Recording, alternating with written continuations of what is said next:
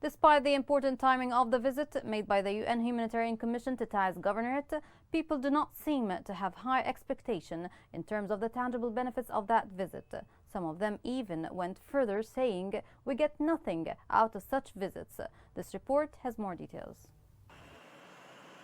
Citizens in Taiz are disappointed from the visit of the United Nations delegation, and the reality indicates that Taiz is living in a dire humanitarian situation that calls for international attention and help in order to create political, economic, social, and psychological stability.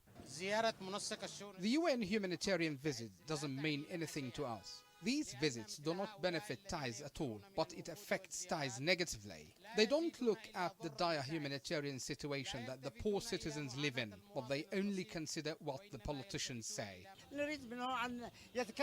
We want them to talk about the reality they see in Thais regarding the closure of roads.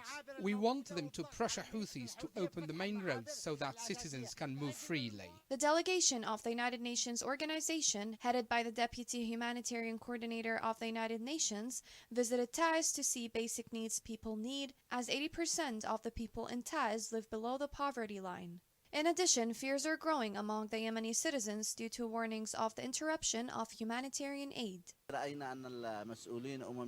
United Nations delegation said they will reduce the humanitarian aid in Yemen due to the increase of wheat prices.